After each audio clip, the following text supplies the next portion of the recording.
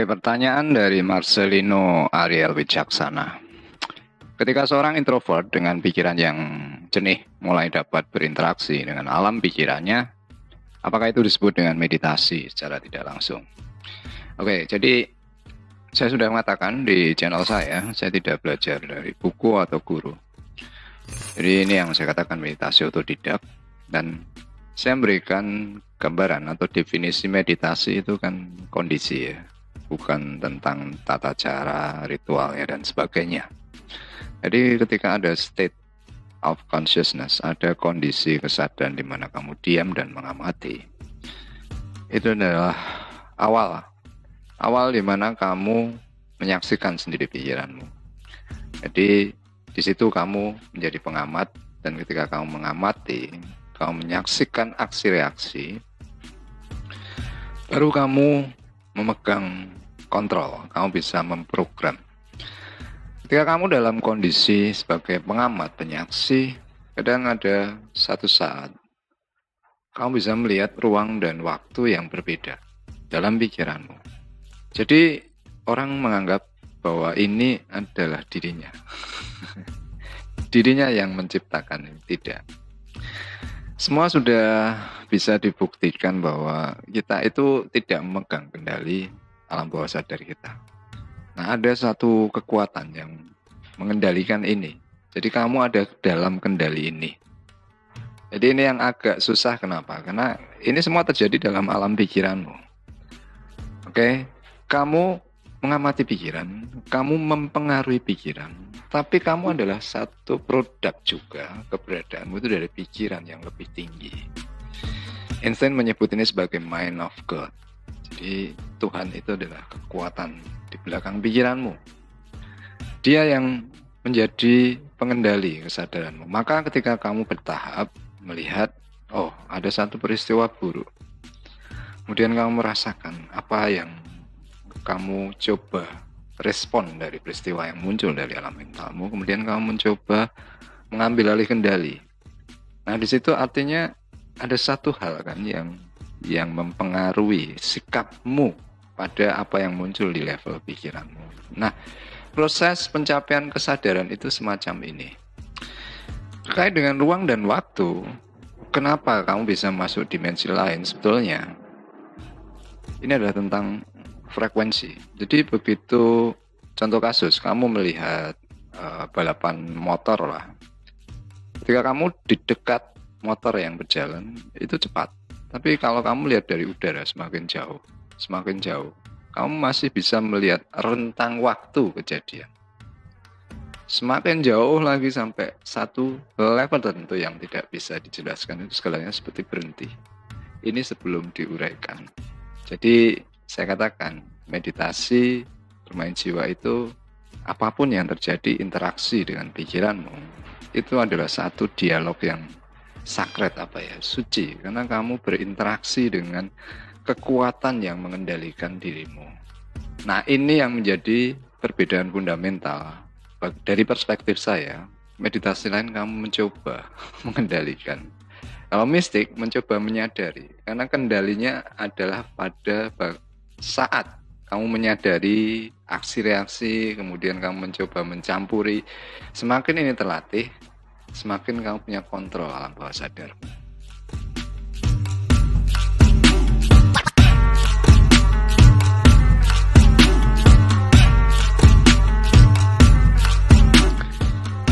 Pertanyaan berikutnya dari Kasa Art.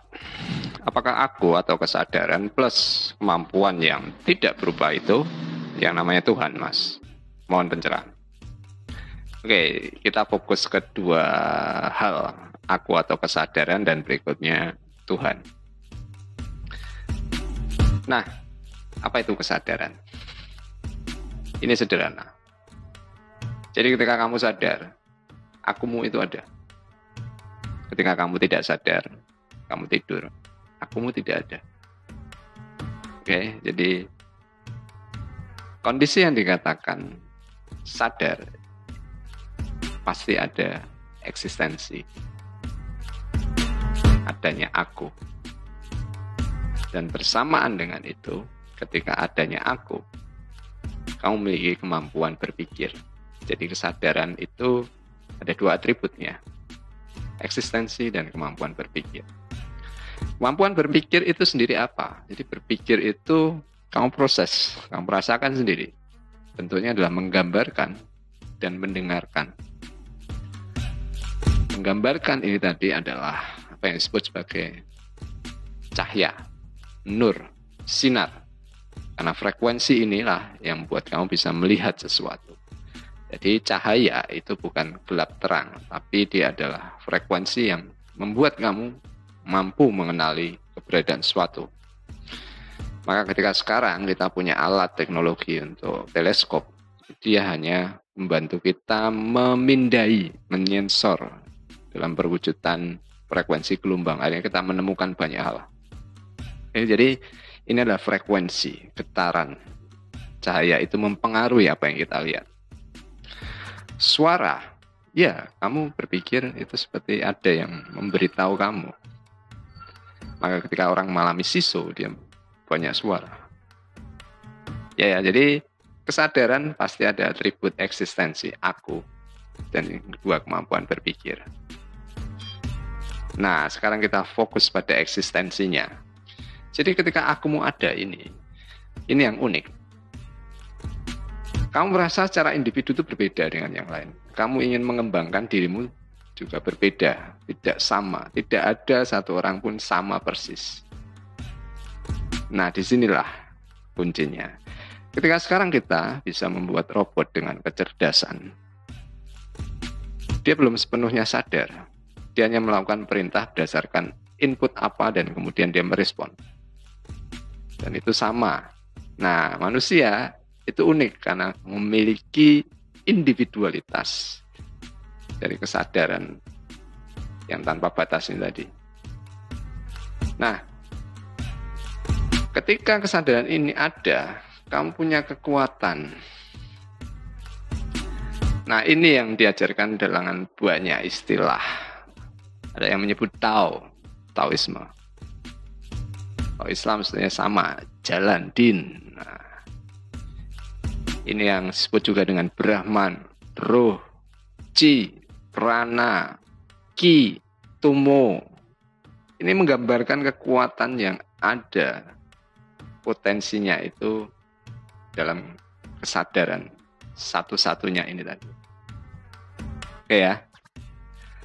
Nah, sekarang karena kamu sadar, kemudian kamu merasa ada, kemudian kamu punya berpikir, baru kamu menamakan. Kamu sebut itu Tuhan. Kalau kamu tidak sadar, kamu tidak mungkin bisa menamakan. Nah, penamaan itu sendiri adalah cara, mau tidak mau harus dinamakan. Kalau kita mau membahas kekuatan ini ya harus ada objek lah yang dibahas. Tapi seperti video Q&A sebelumnya, nama itu hanya penunjuk supaya ada topik yang dibahas, tapi bukan yang ditunjukkan. Sama hal yang ketika dikatakan realitas itu cerminan.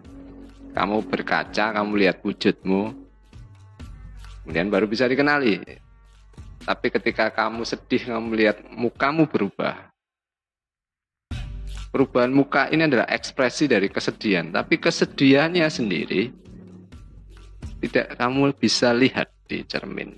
Yang kamu lihat adalah ekspresimu. Maka yang dikatakan kemampuan sifat ini adalah kekuatan atau energi. Oke. Jadi kalau di Hindu ini yang dikenal Tatwam Asi. Kalau di Buddha ini yang dikatakan Tatata. Dan biasanya ini beriringan pemahamannya antara Tatata dan Sunyata. Sunyata itu keberadaan yang sifatnya masih murni, kekosongan. Jadi kasunyatan itu adalah realitas awal, kosong. Kalau tatatanya ini adalah realitas awal yang penuh, jadi penuh dan kosong pada saat yang bersamaan. Ya kan, kosong adalah isi, isi adalah kosong. Nah, ini yang terjadi ketika kamu bayi pun yang belum bisa ngomong dengan bahasa. Ngomongnya cuma ta, ta, ta, ta. Ya. Ini menunjukkan dia punya kemampuan mengenali sesuatu. Ada sesuatu. Nah, ta, ta, ta. Ya, jadi penamaan adalah penunjuk, tapi bukan yang ditunjukkan. Nah, orang sekarang terjebak. Mereka tidak mencapai level pemahaman spiritualitasnya tentang realitas diri ini tadi. Akhirnya penggambaran Tuhan jadi macam-macam. Jadi kalau yang nafsu berkuasa, ya kitab suci itu jadi ayat-ayat kekuasaan. Kalau yang punya nafsu permusuhan, ya ayat-ayat kitab suci bisa berubah menjadi ayat-ayat perang. Maka realisasi diri ini untuk mencapai kesejatian. Dan ini ada dalam diri semua manusia. Sebetulnya yang tadi saya katakan, di level substansi energi, ini sama, sedih, bahagia, kecewa. Ya kan? Semua orang punya, sama, yang bedanya ekspresinya. Ini yang dikatakan substansi awal, tunggal, satu-satunya. Ini yang Tesla juga gambarkan sebagai ether. Oke. Nah, substansi itu adalah yang fundamental. Kalau saya katakan emas adalah substansi, dia berubah wujud jadi gelang, cincin, kalung. Kamu bisa melebur wujud ini, tapi tidak bisa menghancurkan substansinya. Kamu menghancurkan gelang, cincin, kalung, tapi tidak menghancurkan emas. Demikian pula sains, padat, cair, gas, itu hanya perwujudan. Kalau dikatakan air dalam kondisi beku, ya es. Waktu menguap jadi uap, ya kan, jadi gas. Tapi dia tetaplah air, hanya berbeda perwujudan. Ya, jadi apakah itu yang dinamakan Tuhan? Tuhan hanya yang menunjukkan adanya keberadaan ini. Jadi dalam diri manusia, kesadaran itu yang digambarkan di Islam ada 99 kemampuan, itu ada dalam dirimu. Nah, ketika orang tidak memahami realisasi diri, dia mengikuti egonya. Nah, ini yang menjadi banyak permasalahan.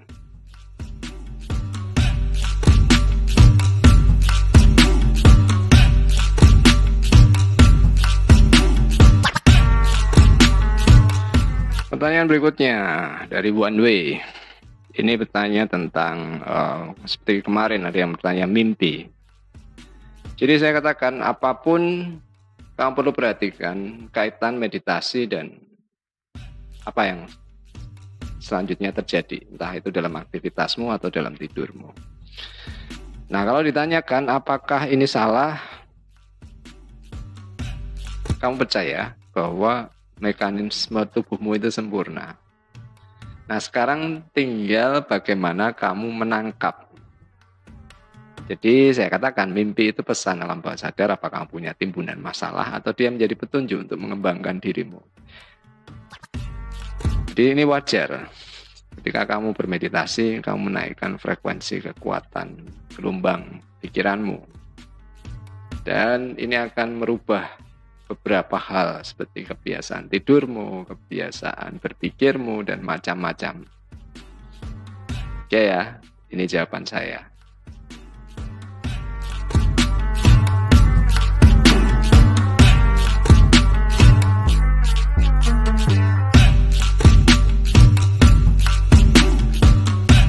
Pertanyaan berikutnya dari Christina Suwadi.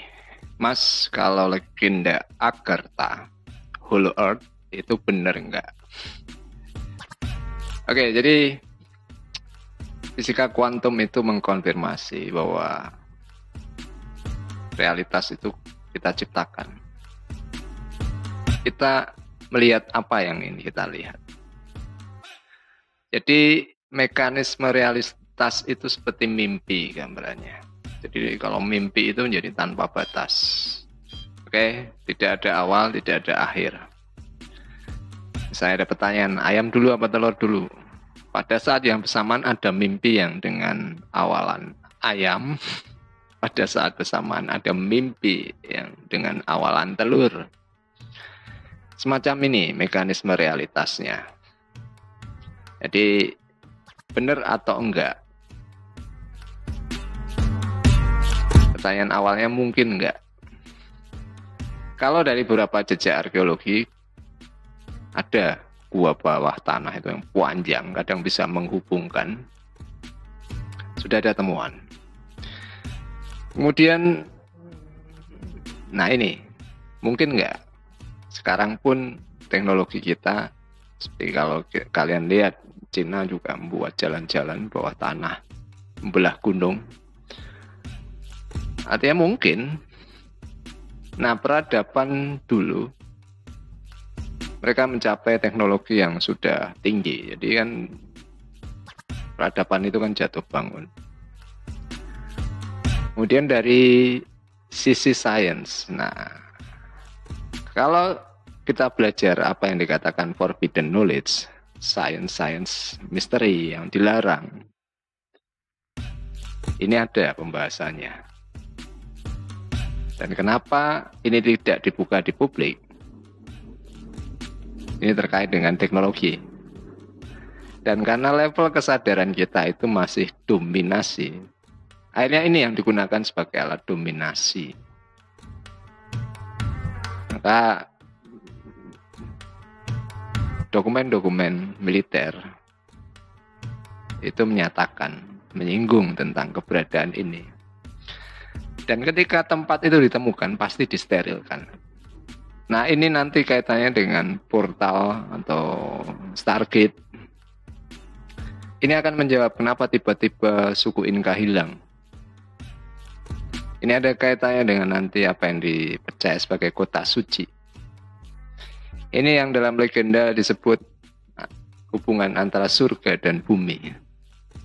Jadi ini adalah konteks interdimensional, di mana dulu dikenal ada alam atas, tengah, bawah.